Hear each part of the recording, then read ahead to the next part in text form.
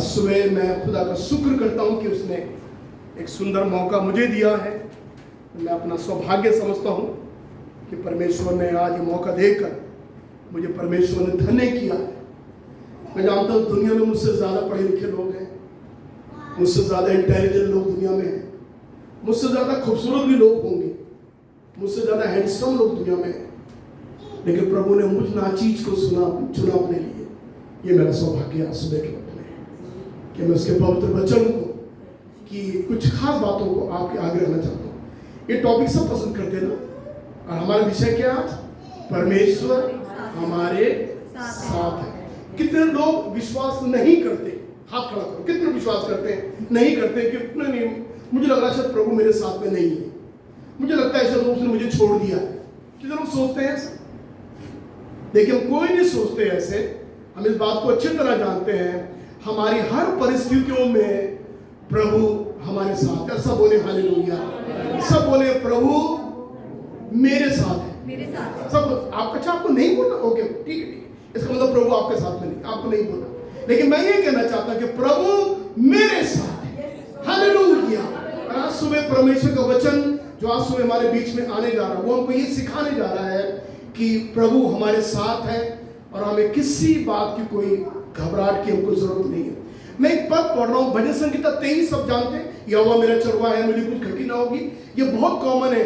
उसमें से केवल एक पद मैं आपके आगे रख रहा हूँ, और प्रभु ने चाहा तो मैं अगले पद को अगले द्वार पर रखना चाहूंगा। क्यों उस पद को खोले, जहाँ पर स्क्रीन पर लिखा हुआ है आप आएगा। ओके जी, हम इस प्रकार से देखते हैं। इसमें जो पद लिखा हुआ है, चाहे मैं घोर अंधकार से भरी हुई तराई में होके चलूं तो भी हानि से न डरूंगा, क्योंकि मेरे साथ रहता है। क्योंकि तू मेरे साथ रहता है। देख, तू मेरे साथ है, ये एक बात है। हिंदी में तू मेरे साथ है ये एक बात है, लेकिन तू मेरे साथ रहता है, इसका मतलब तू कंटिन्यू लगातार तू मेरे साथ में रहता है। ये कब है? तेरे सोंठे और तेरी लाठी से मुझे शांति मिलती है। हालेलुया, धन्यवाद हो प्रभु का। चाहे मैं घोर अंधकार से भरी हुई तराई में होके चलूं तो भी हानि से न डरूंगा, क्योंकि तू मेरे साथ है। तेरे सोंठे और लाठी से मुझे शांति मिलती है। आप उर्दू में पढ़ना चाहेंगे? चलिए उर्दू में पढ़ते हैं। एक टैप करें मेहरबानी करके। ओके। चाहे मौत के साए की वादी में मेरा गुजर हो, कि मैं किसी बला से ना डरूंगा, क्योंकि तू मेरे साथ है। उसके बाद में तेरे असा और तेरी लाठी से मुझे तसल्ली मिलती है। उर्दू में लिखा हुआ है। Okay, we can read in English now also, Angrezi में पढ़ सकते हैं। Even though I walk through the valley of the shadow of death, I will fear no evil, for you are किसके साथ? With me. Your rod and your staff, they comfort me. Hallelujah. प्रभु के इन वचनों के लिए ये 3 भाषाओं मैंने आपको अलग अलग बताया है। इसमें एक चीज मिस हो रही है जो हिंदी की भाषा में है, और वो है मौत, डेथ। इसमें हिंदी में नहीं लिखा हुआ। देखो, चाहे मैं घोर अंधकार की तराई में होकर चलूं, यहाँ पर मौत नहीं लिखी हुई है यहाँ पर में, और यहाँ पर लेकिन उर्दू में और इंग्लिश में डेथ शब्द आया है, मौत आई है। इसका मतलब क्या होता है? प्रभु हमको परमेश्वर का वचन हमें सिखाना चाहता है कि यदि परमेश्वर हमारा चरवाहा है, यदि परमेश्वर हमारा रखवाला है, तो कोई भी ऐसी तराई नहीं जिसमें हम चले और सुरक्षित ना रहे। आज मैं आपसे एक बड़ी बड़ी बात की घोषणा करना चाहता हूं, और ये कहना चाहता हूं, ये संसार जो है ये एक तराई के मानिंद है, एक तराई के मानिंद है। और इस संसार की एक और बुरी बात है, वो ये है कि ये तराई तो है ये संसार, लेकिन ये संसार की तराई में घोर अंधकार छाया हुआ है। और तीसरी बात जो खास बात है वो ये है, और वो अंधकार जो छाया हुआ है उसमें मौत भी है, उसमें डेथ भी है। आप मुझसे सहमत होंगे, आप उसको मना नहीं कर सकते। नहीं पास्टर, ऐसा नहीं है। जिस दुनिया में, जिस संसार में हम रह रहे हैं, इसमें एक बहुत बड़ी एक अंधकार छाया हुआ है, और उसमें मौत भी शामिल है। हम जब इस तराई में रह रहे हैं तो हम मौत का भी सामना करते हैं, मृत्यु हमको घेरे हुए हैं, इसमें अंधकार छाया हुआ है और उस अंधकार की तराई में आप पर में गुजर रहे हैं, हम चल रहे हैं उसमें। नहीं, दुनिया में हम चल रहे हैं, हम अंधकार के बीच में चल रहे हैं, हम मौत के बीच में चल रहे हैं, हमारे लिए कोई सुरक्षा कहीं भी नहीं है। और आज के समय में जब लोग कहते हैं कि हम घर से बाहर निकलते हैं तो शाम को घर लौटेंगे नहीं लौटेंगे, हमें खुद मालूम नहीं है। क्यों? क्योंकि जब से इस संसार में हम पैदा हुए हैं तब से हम अंधकार में चल रहे हैं, इस अंधकार भरी तराई में हम गुजर रहे हैं, इसमें मौत भी है। हम आगे जब पढ़ते हैं तो हम सबसे पहले ये पाते हैं इस तराई में अंधकार छाया हुआ। सबसे बड़ी बात है जो यहां पर लिखा हुआ है, चाहे में घोर और अंधकार, ऐसा नहीं है ऑर्डिनरी अंधकार नहीं है। अंधेरा दो प्रकार का होता है, एक अंधेरा होता है, एक होता है घोर अंधकार। घोर अंधकार में कुछ दिखता नहीं है, बिल्कुल भी सामने वाला व्यक्ति भी दिखता नहीं है। घोर अंधकार में चीजों को आपको टटोलना पड़ता है, कहां है भैया, ऐसा करना पड़ता है। और सचमुच में लोग अच्छे खासे आंख रखने वाले लोग भी अंधे हो जाते हैं, तो रात में घर में ढूंढते कहां है भैया, ऐसा करते हैं हम लोग अंधे होकर, क्योंकि ऐसे देख नहीं सकते, तो बिल्कुल अंधापना करते हैं हम लोग रात में करते हैं। घोर अंधकार इतना खराब होता है जीवन में। और बाइबल में अंधकार नहीं लिखा हुआ है, घोर अंधकार लिखा हुआ है। इस संसार में घोर अंधकार छाया हुआ है। ये क्या अंधकार है? ये पाप का अंधकार है जो इस संसार में छाया हुआ है। इसलिए बाइबल में लिखा हुआ है कि मनुष्यों ने अंधकार को ज्योति से अधिक प्रिय जाना, क्योंकि उनके काम बुरे थे। तो हमने क्या करा, इस संसार की जो तराई है, इसमें जो अंधकार छाया हुआ है, हमने ज्योति को पसंद नहीं किया, रोशनी को रोशनी से हमने नफरत करी, हमने अंधकार को पसंद किया। ये बात प्रभु यीशु मसीह कह रहा है कि मनुष्यों ने ज्योति से अधिक अंधकार को प्रिय जाना। और आज भी आप देखो कि लोग अंधेरे के कामों को पसंद करते हैं। हम कई काम, जो पाप के काम हम करते हैं, वो अंधेरे में करते हैं, मालूम है आपको। बड़ी से बड़ी डकैती अंधेरे में होती है, बड़े से बड़ा मर्डर अंधेरे में होता है। हर एक गंदे काम संसार में जो होते हैं वो अंधेरे की में छुपकर होते हैं। बहुत कम पाप है जो इंसान रोशनी में करते हैं। क्यों? क्योंकि पाप का अंधकार छाया हुआ है। और यीशु मसीह ने कहा, मनुष्यों ने ज्योति से अधिक अंधकार को प्रिय जाना। इसका मतलब हमको अंधकार अच्छा लगता है, मनुष्यों को अंधकार कैसा लगता है? अच्छा लगता है अंधकार, है ना जी। लिखा हुआ यहां पर में यूहन्ना के पहला यूहन्ना उसके 2 अध्याय के 11 पद को कोई जरा पढ़े, मेहरबानी करके उसको पढ़ सकता है। देखिए क्या लिखा हुआ वहां पर में, पहला यूहन्ना 2 अध्याय उसका 11 पद। पर जो कोई अपने भाई से बैर रखता है, हाँ जी, वह अंधकार में है, वो अंधकार में है और अंधकार में चलता है, वो अंधकार में चलता है और नहीं जानता कि कहाँ जाता है, कहाँ जाता है। क्योंकि अंधकार ने, सुनिए, क्योंकि अंधकार ने उसकी आंखें अंधी कर दी हैं। अंधकार ने मनुष्य की आंखें क्या कर दी है? अंधी कर दी है। देखिए वो तो हम कई बार बोलते हैं ना, जैसे हम कई बार बच्चों को बोलते हैं, अरे इस लड़की की तो आंखें अंधी हो गई, इसको तो इसके प्यार ने, मोहब्बत ने अंधा कर दिया। नहीं कहते कई बार, पैसे ने इसको क्या कर दिया? अंधा कर दिया। ये हम कहावतों में बोलते हैं कई बार। आप कहावतों में बोल रहे हैं, ये बाइबल हकीकत बोल रही है। तो अंधकार ने क्या कर दिया? उनकी आंखों को अंधा कर दिया। हाँ जी, अंधकार ने उनकी आंखों को अंधा कर दिया। पर ये यशाया का 7 अध्याय उसके 2 पद को कोई जरा पढ़े। 7 यशाया उसका 2 पद, देखिए वहां पर और क्या लिखा हुआ है। जब दाऊद के घराने को यह समाचार मिला, हाँ जी, कि अरामियों ने, नहीं, यशाया का 7 अध्याय 60, अच्छा 60, हाँ 7:60 उसका 2 पद। देख पृथ्वी पर तो अंधियारा, देख पृथ्वी पर अंधकार, हाँ, और राज्य राज्य लोगों पर, हाँ जी, घोर अंधकार छाया हुआ है। क्या क्या छाया हुआ है? घोर अंधकार। क्या कहते हैं? अंधकार छाया हुआ है। अंधकार नहीं लिखा हुआ, बाइबल कहती है घोर अंधकार छाया हुआ है इस दुनिया में। मैं एक बात आपको दिमाग में डालना चाहता हूं, आप और मैं अंधेरे में जीवन व्यतीत कर रहे हैं। अंधकार सारी पृथ्वी पर छाया हुआ है। ये मैसेज YouTube में डालेंगे हम लोग। मैं सब सुनने वालों से कहना चाहता हूं, मेरे भाइयों और मेरी बहनों, हम अंधकार में जिंदगी बिता रहे हैं।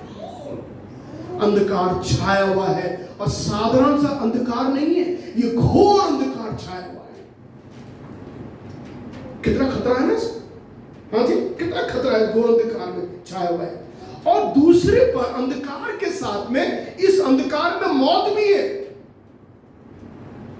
ये जरूरी नहीं है कि वो हमारी वैसी मौत होगी कि हम मर जाएंगे। इसमें यह भी होगा, शायद अगर हम बीमारी में पड़े तो वो भी हमारे मौत के समान है। हम बड़ी परेशानियों से गुजर रहे हैं, वो भी हमारे लिए वो मौत का साया है। हम लोगों की हम बड़े विरोध में जीवन व्यतीत कर रहे हैं, ये भी हमारे लिए एक मौत का साया है। कोई हमारे विरुद्ध षड्यंत्र रच रहा है, वो भी हमारे लिए मौत का साया है। जरूरी नहीं कि हम मर जाएंगे, वही मौत है। हर चीज की मौत के बीच में हम जिंदगी बिता रहे हैं। लिखा हुआ है, एक ऐसी छाया में हम जिंदगी बिता रहे हैं जिसमें मौत ही मौत है। आप जानते हैं एक बात, पूरे संसार में एक हफ्ते में 10 लाख लोग मरते हैं। एक हफ्ते में, इन 1 वीक 1 मिलियन पीपल डाई इन 1 वीक। बाप रे बाप, क्या नंबर है। जब आप सोचो, 10 लाख लोग हर एक सप्ताह पूरे दुनिया में उनकी मृत्यु होती है। कितना बड़ा नंबर है, मतलब जो डेथ रेट कितना हाई है। आप जरा सोचो, कितने लोग मर रहे हैं एक हफ्ते के अंदर। 10 लाख साफ हो गए लोग। आप देख रहे हैं डेथ का प्रकोप, मृत्यु का जो प्रकोप है, मृत्यु का जो डंक है दुनिया में कैसा फैला हुआ है। ऐसे बाइबल में लिखा हुआ है कि मृत्यु जो है वो हमारी खिड़कियों से घुसकर महल में प्रवेश कर चुकी है। यिर्मयाह में लिखा हुआ, यिर्मयाह नबी की पुस्तक 9 अध्याय के 21 पद में लिखा हुआ है, मृत्यु हमारी खिड़कियों में से घुसकर हमारे महलों में, हमारे घरों में घुस गई है। आप सुरक्षित हैं? नहीं है सुरक्षित। और क्योंकि इस अंधकार में मृत्यु है, एक तो घोर अंधकार है, दूसरा इसमें मृत्यु है। आप जरा आप सोच लीजिए, एक ये कारण है इंसान मर जाता है, कुछ भी होता मर जाता है, गाड़ी पलटी मर गए, क्योंकि हम मृत्यु की साए की वादी में हम लोग रह रहे हैं। वी आर नॉट सेफ, हम सुरक्षित बिल्कुल भी नहीं। क्योंकि मैंने देखा लोग सड़कों में ऐसे पड़े होते हैं, कुछ नहीं ऐसे पड़ते हैं, सर लगा वही मर गए। मृत्यु की साए की वादी है जिसमें हम जिंदगी बिता रहे हैं। ये बड़ी अजीब सी बात है। सो बाइबल में लिखा हुआ है, मृत्यु जो है वो खिड़कियों में से घुसकर महलों में प्रवेश कर चुकी है। नॉट वेयर से हम बचे भी नहीं। लिखा हुआ है, जब पाप आया सो पाप से मृत्यु आई और वो सब मनुष्यों में फैल गई। रोमियो का 5 अध्याय उसके 12 पद लिखा हुआ है, जब पाप आया, पाप से मृत्यु आई और मृत्यु सब मनुष्यों में फैल गई। सब बोलिए क्या हो गई? ये ऐसा है जैसे कोविड फैला था, कोरोना फैला था, वैसे है, फैल गया सब में। तो आप जब देखो, ये मृत्यु की ये तराई है, ध्यान दीजिए, इसमें घोर अंधकार छाया हुआ है। और सबसे बड़ी समस्या जो अंधकार में है, उसमें एक मृत्यु है जो लोगों को डसने में लगी पड़ी। कितनी बड़ी बात दाऊद कह रहा है, मैं आपको ये बताना चाहता हूं। हालांकि ये हमारे संडे स्कूल का भजन है, यहोवा मेरे चरवाहा है, मुझे कुछ कठिन हो गया, ये बला बला, बड़ा अच्छा लगता है सुनने में, बहुत प्यारा भजन संगीत है। लेकिन आप देख रहे हैं जो भेद है इसके अंदर क्या है, वो ये कह रहा सचमुच। और मेरे प्रियो, कई बार आपने जीवन में देखा होगा, जब आप अस्पताल में एडमिट होते हैं, है ना जी, जब आप आईसीयू में कई बार जाते हैं, आपको नहीं लगा जैसे आप मृत्यु की साए की वादी से गुजर रहे? नहीं लगा? मैंने महसूस किया, हम मृत्यु की साए की वादी से हम गुजर रहे हैं।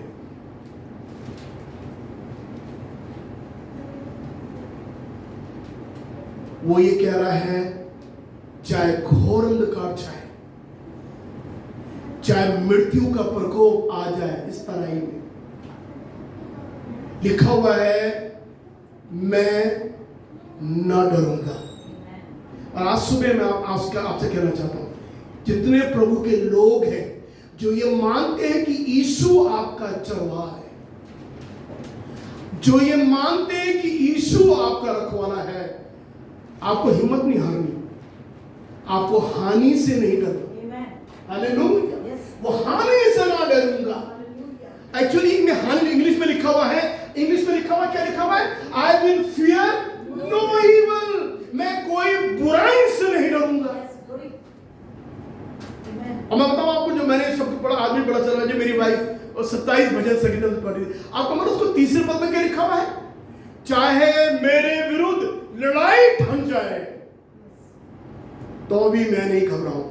आपसे मैं कहना चाहता हूं, अगर कोई आपके लिए षड्यंत्र रच रहा है, आपके लिए कोई लड़ाई प्लानिंग कर रहा है, ओ उसको मार दो, इसको जान से खत्म कर दो, ओ इसका ऐसा घर बर्बाद कर दो, इसके ऐसे बच्चों को सड़कों में ले आओ, इनको फटीचर बना दो, इन्हें गरीब बना दो, इनको बर्बाद कर डालो, अगर मेरे विरुद्ध लड़ाई भी ठन जाए, कितनी बड़ी बात है। आपने ध्यान नहीं दिया 3 पद है, चाहे मेरे विरुद्ध में लड़ाई भी ठन जाए, उस हालत में भी मैं नहीं घबराऊंगा। क्यों? आगे लिखा हुआ है यहां पर, मैं हानि से न डरूंगा। हानि मतलब हिंदी, हानि मतलब लॉस, हम बोलते हैं मेरी हानि हुई, लॉस हुआ है, तो थोड़ा सा ट्रांसलेशन में हुआ है, इंग्लिश में अच्छा है कि ईवल जो है, दुष्टता है, शैतान की कोई भी योजना है, उसके कोई भी षड्यंत्र है, मैं उनसे नहीं डरूंगा। लिखा हुआ है चाहे इस तराई में घोर अंधकार आ जाए, अंधकार नहीं, घोर अंधकार, और उसमें भले मृत्यु भी आ जाए, उसमें बीमारी भी आ जाए, उसमें आईसीयू भी आ जाए, उसमें विरोध भी आ जाए, उसमें कुछ भी, मैं नहीं डरूंगा। ओ मेरे लिए कहना कितना सर, मैं नहीं डरूंगा। मालूम क्यों? जो टॉपिक आज हमारा है, क्योंकि तू मेरे साथ रहता है। कितने कंजूस बैठे हुए हैं। हालेलुया।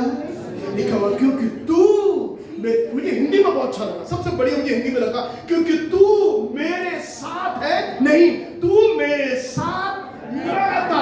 कंटिन्यू, प्रभु तू मेरे साथ कदम ब कदम बढ़ाता है, मेरे कंधे से कंधा मिलाता है, मेरे बोझ को अपना समझ लेता है, मेरे आंसुओं को अपना समझ लेता है, इसलिए तू मेरे साथ साथ रहता है। मुझे इतना अच्छा लगता है, इतना अच्छा लगता है। एक बात लूका के 24 अध्याय में, जब यीशु मुर्दों में से जी उठा, यीशु के 2 चेले इमाउस के रास्ते में जा रहे थे, आपने कभी ध्यान नहीं किया? यीशु झूठ गया मुर्दों में से, पूरे यरूशलेम में खलबली मच गई, लोगों में यही है। अरे तुम मालूम है, एक यीशु नासरी कोई था, उसको मर गया था, उसको मार दिया, बड़े बेरहमी से उसको मार डाला। तुम्हें मालूम है क्या? अरे ये सुनने में आ रहा है कि तीसरे दिन वो जी उठा है। जब ऐसी पूरी खबर पूरी यरूशलेम फैली हुई थी, क्योंकि खलबली मच गई थी, ध्यान दीजिए, तो लिखा हुआ है उसमें 2 चेले इमाउस के रास्ते में जा रहे थे। वहां से इमाउस से 7 किलोमीटर यरूशलेम पड़ता है, वो जा रहे थे, गांव का इलाका था, पूरे शहर में खलबली मची हुई है। आपको मालूम है? मालूम कितनी बड़ी बात है, वो जी उठा है। अरे बाप रे बाप, वो दोनों डरे हुए सहमे में, दोनों शाम के वक्त थोड़ा अंधेरा होने वाला है, दोनों चल रहे हैं। हाँ यीशु, अबे बता ये बात सुन, तुझे मालूम है क्या हुआ? अरे तुझे मालूम है यीशु को? हाँ यीशु को, कह रहे उसको मार दिया था लोगों ने। हाँ उसका अपने क्या हुआ? अरे वो जी उठा।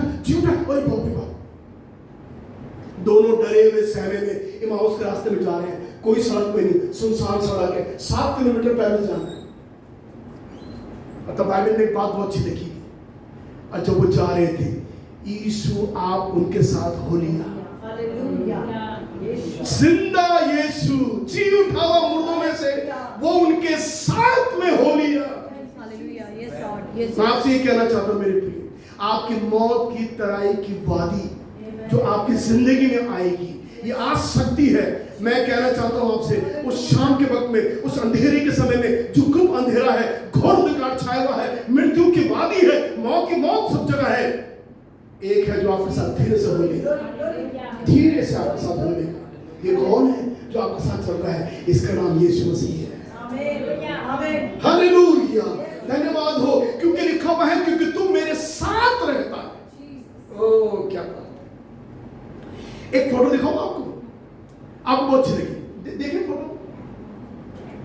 ओ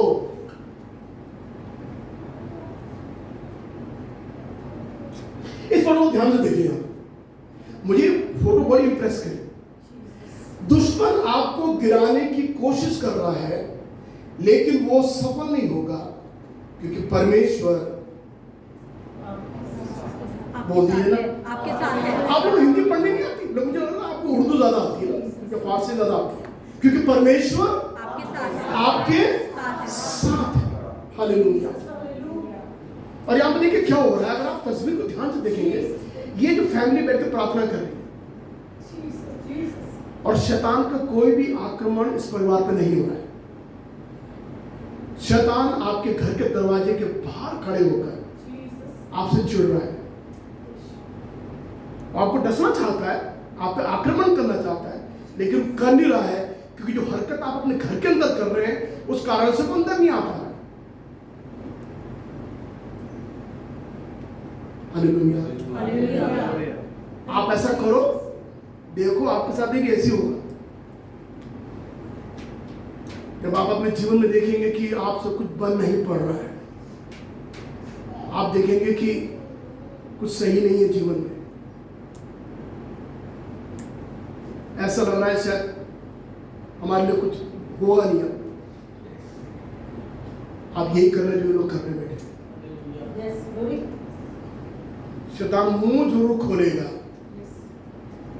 लेकिन वो कुछ नहीं करेगा। करेगा जरूर, ऐसा नहीं कि वो नहीं करेगा, उसकी ताकत में दुनिया में काम करेगा। एक माँ ने और एक बाप के बीच में झगड़ा हुआ, और उस माँ ने अपने पति के जाते ही अपने दोनों बच्चों को जहर देकर मार डाला।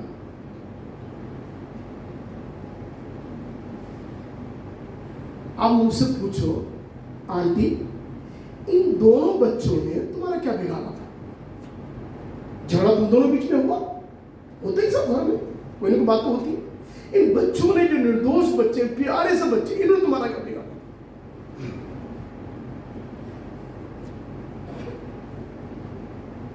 कारण ये है, ये शैतान है जो इन कामों को उनसे करवाता है। लेकिन अगर आप इस तरह से रहेंगे तो आप कभी सोचेंगे भी नहीं इस प्रकार की बातें। आपका मालूम हमारे घरों में ये तमाम बातें क्यों आती हैं? क्योंकि वो बाहर से नहीं कर रहा, वो हमारे घर के अंदर आ चुका। एक तस्वीर और भी है, इधर देखो। देखो, ये आदमी कोशिश कर रहा चढ़ने की, शैतान उसके पैर खींचा। हमारे मसीह जीवन में नहीं, हम जब स्पिरिचुअल जीवन में हम बढ़ते हैं आगे, हम जब मसीह जीवन में आगे बढ़ते हैं, जब वो आत्मा में बढ़ते हैं, आराधना में बढ़ते हैं, वचन में बढ़ते हैं, प्रार्थना में बढ़ते हैं, आत्मिक जिंदगी में बढ़ते हैं, हमारा हाल यही होता है। लेकिन उसके ऐसे करने से कुछ नहीं होगा हमारे, क्योंकि हम यीशु से प्रार्थना करते हैं जो इन सारी चीजों के ऊपर हावी है, जो इन चीजों के ऊपर हुकूमत करता है, जो शैतान की ताकतों को तोड़ने वाला, उनको बर्बाद करने वाला। ये होगा जीवन में। और मैंने कई बार देखा, हम जब जितना मसीह में जीवन में आगे बढ़ते हैं, उतनी परेशानी जिंदगी में ज्यादा आती है। नहीं, आपने महसूस किया कि जितना प्रभु में आगे बढ़ेंगे उतनी मुसीबत ज्यादा आती है। तो ये क्या हो रहा है कि पैर खींचे जा रहा है पीछे से। लेकिन सुनिए, हम तो बढ़ेंगे आगे।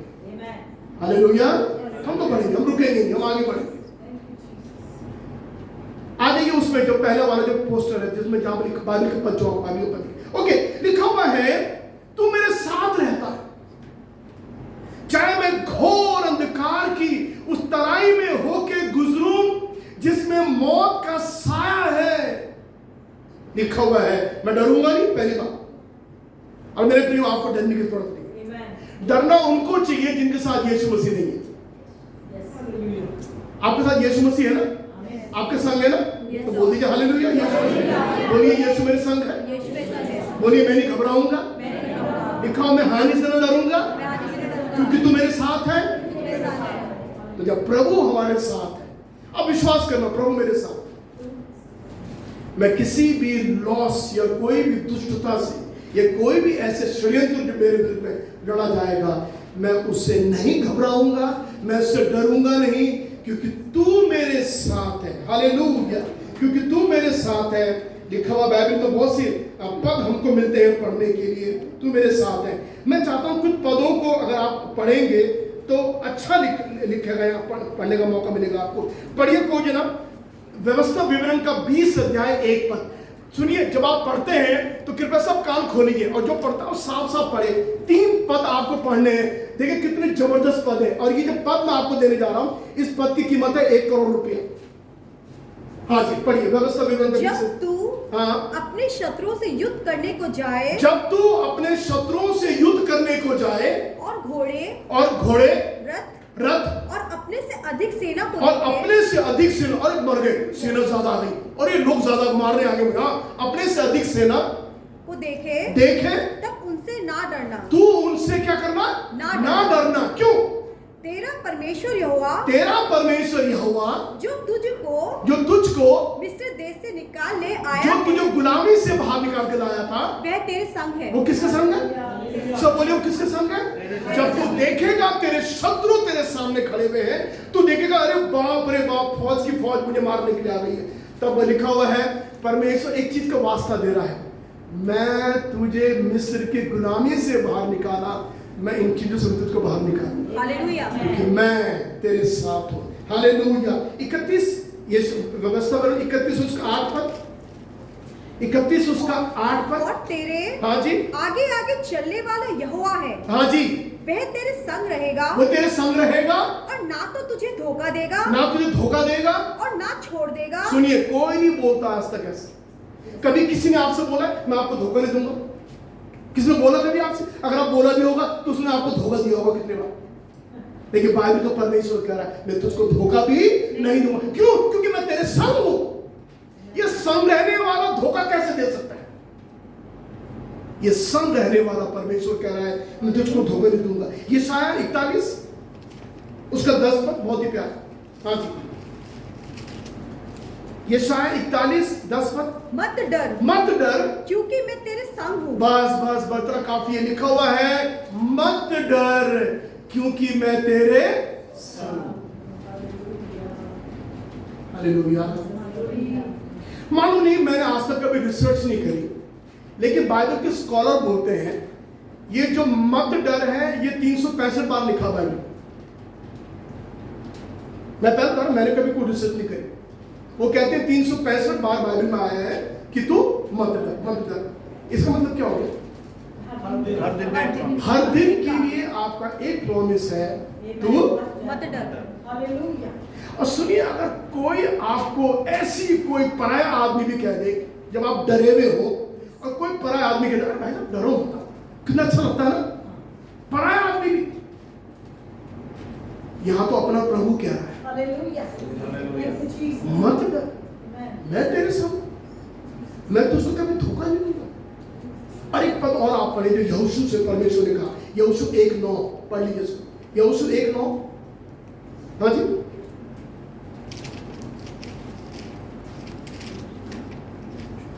क्या मैंने तुझे आज्ञा नहीं दी? हाँ कि आप बात हाँ जी, हाँ, हाँ और तेरा मन कच्चा ना हो। हाँ जी, क्योंकि जहां तू जाएगा वहां तेरा परमेश्वर यहोवा तेरे संग रहेगा। आप मुझे बता दीजिए, मैं किसी की बुराई नहीं कर रहा, दुनिया का ऐसा कौन सा शास्त्र है जहां पर यह लिखा हुआ है, परमेश्वर कह रहा है जो दुनिया जहान को बनाने वाला है कि तू जहां जहां जाएगा मैं तेरे संग रहूंगा। आप बताइए कौन सा शास्त्र है? केवल एक है दुनिया में। ये क्या है?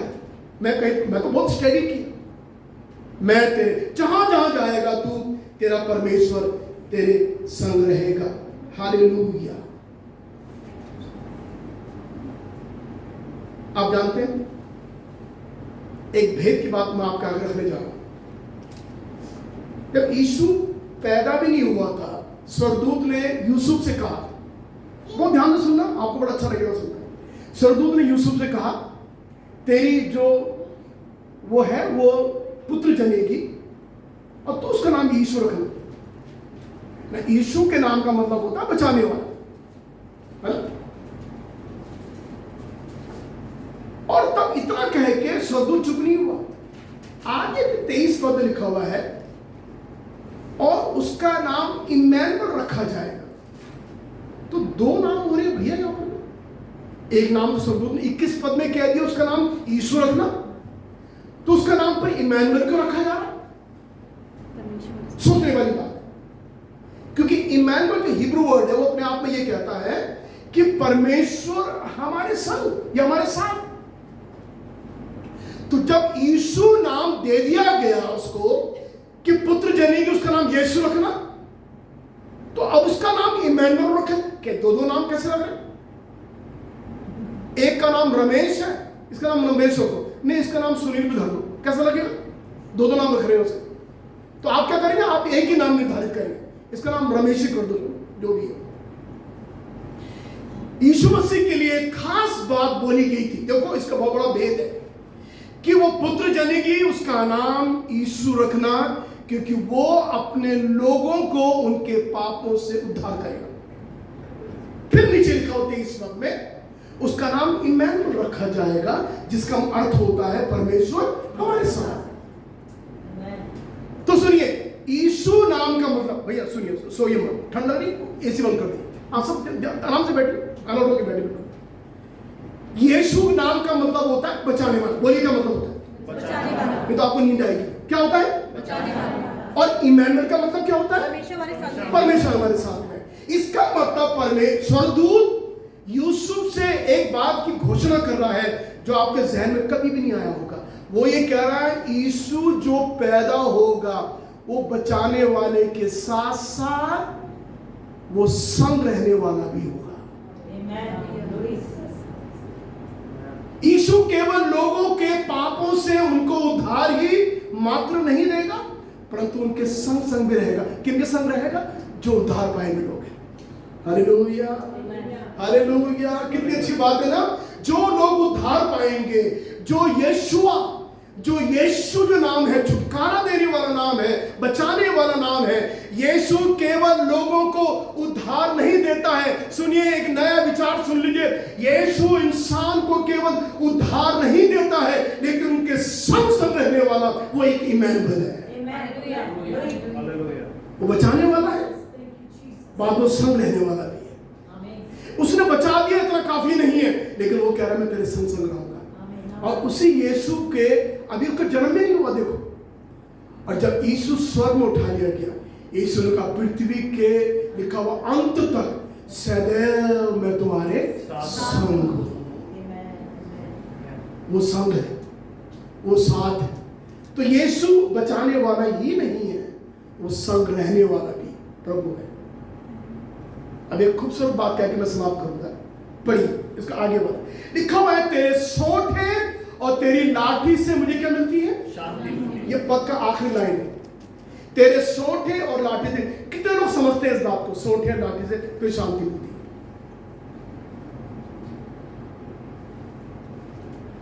देखिए इस बात में लॉजिक है। कोई भी लाठी से शांति नहीं मिलती। इंग्लिश में लिखा हुआ है, your rod and your staff they comfort me. आपको कंफर्ट कैसे मिलेगा? आपको आराम कैसे मिलेगा? ये दोनों चीजें जो है ये आपको आराम नहीं देती हैं। ये तो आपको पीटने के लिए। आप चाहेंगे देख लेते हैं उसकी आखिरी में उसकी। बस तेरे सोंठे और तेरी लाठी से मुझे शांति मिलती है। आप जानते सोटा, मुझे कई टाइम लगा समझने इस पद को, इस लाइन को समझने के लिए मुझे बहुत समय लगा। सोठा जो होता है दरअसल एक छड़ी होती है। सोठा एक छड़ी होती है और लाठी आप सब जानते हैं, लाठी मुझे समझाने की जरूरत नहीं है। तो भजन का लिखने वाला कह रहा है कि परमेश्वर के सोठे और परमेश्वर की लाठी से मुझे आराम मिलता है। कहां मिलेगा भैया आराम? सुनिए, अगर मैं आपको इस सोठे से मारूं आपको आराम मिलेगा? आप लाठी में बोल नहीं पाऊंगा। पास्टर जब आप मुझे सोटे से पीटेंगे तो मुझे आराम कहां मिलेगा, और लाठी तो आप छोड़ दो दूर तक। और मैंने अगर आप पे लाठी बजा दी, आपको आराम मिलेगा? आपको तसल्ली मिलेगी? आपको शांति मिलेगी? नहीं। देखिए वो ही कह रहा है, हे परमेश्वर, जो मुझे उस घोर अंधकार की तराई में से गुजरने के बाद मौत के साए में से जो मुझे निकालने वाला परमेश्वर है, जो मेरे साथ रहने वाला परमेश्वर है, उस परमेश्वर के हाथ में एक सोट है और एक लाठी भी है, और ये मेरी शांति के लिए। मैंने आपको बताया, अगर मैं सोटे से मारूंगा तो आप सह लोगे, अगर मैं लाठी से मारूंगा तो आप सह नहीं पाएंगे। आपने पुलिस वालों के हाथ में लाठी देखी कि सोटा देखा? क्या देखा? क्या होती है? वो ठोकने के लिए होती है बिल्कुल, और तोड़ देती है हाथ पाथ लोगों के। वो सोटे से नहीं मारते, वो लाठी से मारते लोग, आपको दर्द देने की, आपके हड्डी तोड़ने की। लेकिन जो परमेश्वर की लाठी है और जो परमेश्वर का सोटा है, जो संटी जैसा कई बार हम बोलते हैं,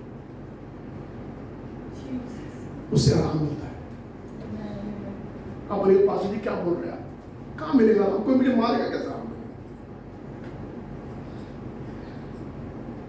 मैं आपको समझा देता हूं। जब बाइबल में सोटा मालूम किस बात को दिखाता है? सोटा ही दिखाता है परमेश्वर अपने लोगों को के लिए उनका सुधार करता है। देखो, जो हमारे घर में जो हमारे बच्चे होते हैं, अगर आपके बच्चे ने गलती करी तो क्या आप लाठी मारो, सोटा मारो? क्या मारो?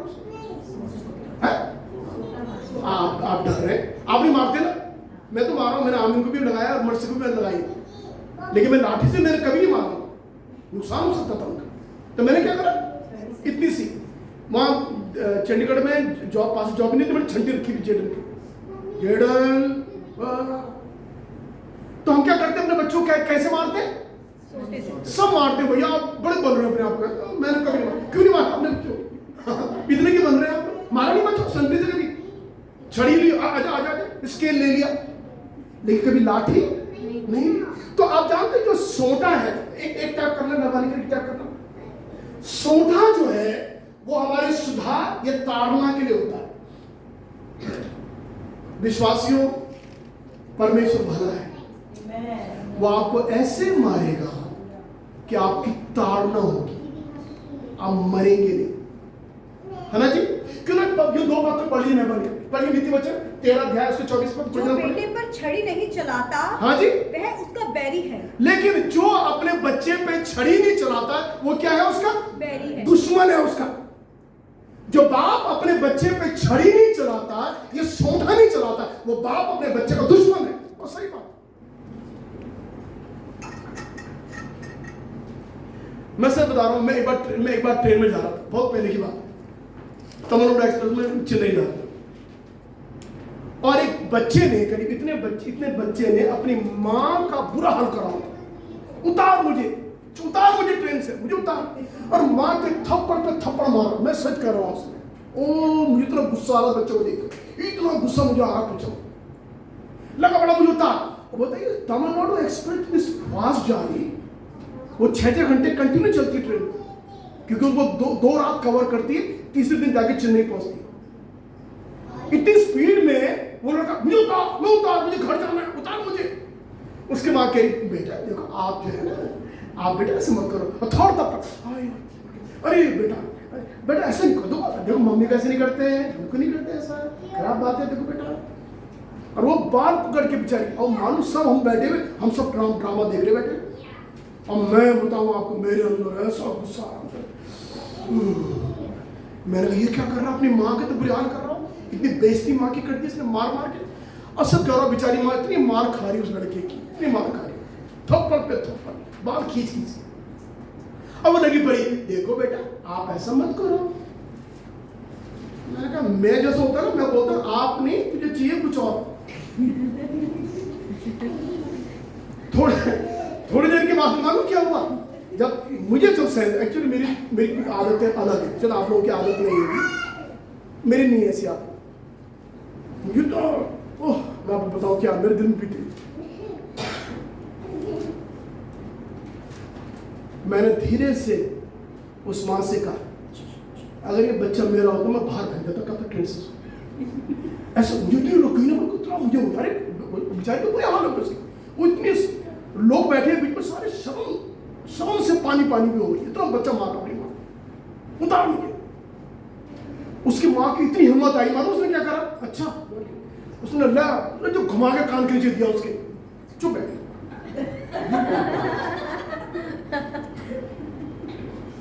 उसकी माँ भी कह रही है कि सर ने पहले हमको दे देते आर्डर, तो आज तक इतना देर में थप्पड़ नहीं खाती है।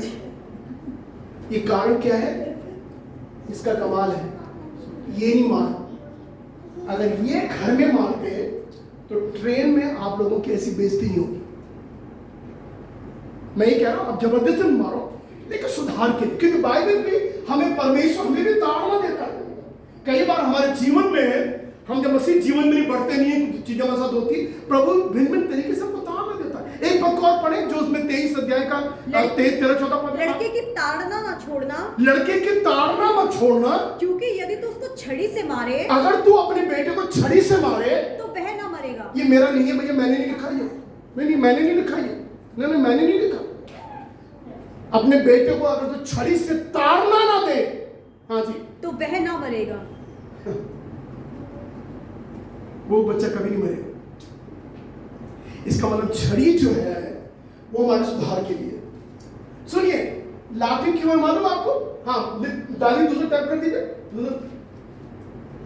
लाठी जो है वो हमें बचाने के लिए। आप मुझे बताइए, अगर आप बाजार में जा रहे हैं, बच्चा साथ में आपके, और कोई पागल कुत्ता या कोई जंगली कुत्ता आपके बच्चे के पीछे पड़ गए, तो आप क्या करोगे? बोलेंगे हट हट, ऐसे करेंगे। और आपके हाथ में अगर लाठी हो और एक छोटी सी कोई छड़ी सी हो, तो उनमें से कौन सा आप इस्तेमाल करना पसंद करोगे? ये लाजमी है। अरे आपके बच्चों को पागल कुत्ता काटने आ रहा है, तो आप छड़ी बोलेंगे हट हट हट, ऐसे बोलोगे इसको? आप तुरंत से अपने लाठी लोगे, या वहां पर कोई बड़ा चीज बड़ी मोटी पड़ी हुई है, उसको लेकर आप कुत्ते पे मारना पसंद करोगे, क्यों? आपके बच्चों को कुत्ता काट डालेगा। तो लाठी जो है वो आपके मेरे बचाव के लिए। सब बोले हालेलुया। परमेश्वर ने इन दोनों चीजों से जो हमारे सुधार के लिए है और हमारे बचाव के लिए है, दाऊद कहता है इससे मुझे शांति मिलती है। जब परमेश्वर आपके मेरे जीवन में इस छड़ी को, और जब परमेश्वर आपके मेरे जीवन में इस लाठी को प्रयोग करता है, मेरे प्रियो, वो हमारे विनाश के लिए, हमारी मौत के लिए, हमारी बर्बादी के लिए नहीं है, उससे तसल्ली मिलती है। बेटे को छड़ी मारने से तसल्ली मिलती है। बच्चा मरता नहीं छड़ी मारने से, एक लगाने से। क्यों? हमने स्कूल में कितनी छड़ी खाई, होमवर्क करके ताड़ से इतनी जोर तो हमारे माँ बाप भी कभी नहीं मारते जो हमारे टीचरों ने हमको मारा। तो क्या उससे हमारा नुकसान हुआ? नहीं, आज तक हमें याद है छड़ी खाई तुम्हारी, हमारी ताड़ना के लिए। लाठी मेरे प्रियो ये हमारे बचाव के लिए। बाइबल में लाठी का खूब प्रयोग किया गया। मालूम आपको कितना लाठी इस्तेमाल की? दाऊद के हाथ में लाठी थी, समसोन के हाथ में लाठी थी, ये सब लाठी वाले लोग थे। मूसा के हाथ में लाठी थी, ये सारे बचाव के लिए था। और आज परमेश्वर के पास जो आपके मेरे सुधार के लिए जो छड़ी है और आपके मेरे बचाव के जो लाठी है, उससे हमको तसल्ली मिलती है। हालेलुया। वो हमारी बर्बादी के लिए नहीं है मेरे प्रियो। परमेश्वर का कोई भी काम हमारी बर्बादी के लिए नहीं है। कोई भी लिखा हुआ चीज ऐसी नहीं है जिससे हम मर जाए। परमेश्वर जो हमको संभालने वाला, जिसने माँ की पेट में 9 महीने हमको सुरक्षित रखा है, वो हमें लाठी से क्यों मारकर हमको बर्बाद कर डालेगा? नहीं, उसकी लाठी हमारे बचाव के लिए। अगर हमको मारेगा तो वो छड़ी से मारेगा। छड़ी हमारे ताड़ना है, छड़ी हमारे सुधार के लिए होती है। हालेलुया। आपको अच्छा लगा सुनकर? आपको लगा अच्छा लिखा? इसे बाइबल लिखा हुआ है, यहोवा मेरा चरवाहा है। हालेलुया। मुझे कोई भी घटी नहीं होगी, मुझे कोई घटी नहीं होगी मेरे प्रियो। परमेश्वर कोई भी घटी और कमी को हमारी जिंदगी में नहीं होने देगा, क्योंकि वो हमारा रक्षक है। वो हमारा रखवाला है, वो हमारा चरवाहा है। मृत्यु के इस घोर अंधकार की वादी में जब मैं होके गुजरूं, मैं हानि से न डरूंगा। मुझे याद है बहुत साल पहले जब मेरे पास्टर बीमार थे, अस्पताल में पड़े हुए थे, उनकी हड्डी बार बार खराब हो जाती थी, पस निकलने लगता था वहाँ से। और जब वो काफ़ी क्रिटिकल हो रहे थे उस समय में, तो मुझे याद है उस समय में पास्टर साइमन देहरादून से आए मिलने के लिए उनके, और हम सामने बैठे थे। उन्होंने बोला कि ब्रदर मैं आपके प्रार्थना करना चाहूँगा। और तब उन्होंने प्रार्थना करना शुरू करा। उन्होंने शुरुआत में कहना शुरू करा, मैं कहा प्रभु जब मैं मृत्यु की घोर अंधकार की तराई से होकर गुजरूंगा, तू मेरे साथ है। हालेलुया। प्रभु अपने दास के साथ आओ। मेरी कितनी अच्छी बात है जब हम लोग भी कई बार पीड़ा से गुजरते हैं, जब आप और मैं अस्पताल में से गुजरते हैं, वो भी आपकी मेरी तराई है, वो घोर अंधकार की तराई है। मौत भी है उसमें, प्रभु से बाहर निकालेगा। हट्टे कट्टे लोग, तंदुरुस्त लोग, पैसे वाले लोग अस्पताल में जाएंगे, भर्ती होंगे, उनके डेड बॉडी बाहर निकलेगी। परमेश्वर के गरीब लोग, सूखे साके पतले लोग जिनका पैसा भी नहीं है, वो आईसीयू में जाएंगे, बाहर निकलेंगे। क्यों? क्योंकि तू मेरे संग है। हालेलुया। प्रार्थना करें, प्रभु हमें से बोले, प्रभु तू मेरे संग है, मुझे छोड़ना, तू मेरे संग रहता है। तो मुझे बाइबल लिखा, मैं तुझे धोखा नहीं दूंगा, तू जहां जहां जाएगा मैं तेरे संग रहूंगा। कौन बोलता है ऐसा? हमारे माँ बाप भी नहीं बोलते हमसे ऐसा, जो प्रभु हमसे बोल रहा है। अपनी आंखें बंद करें। हालेलुया। तू मेरे संग संग रहेगा।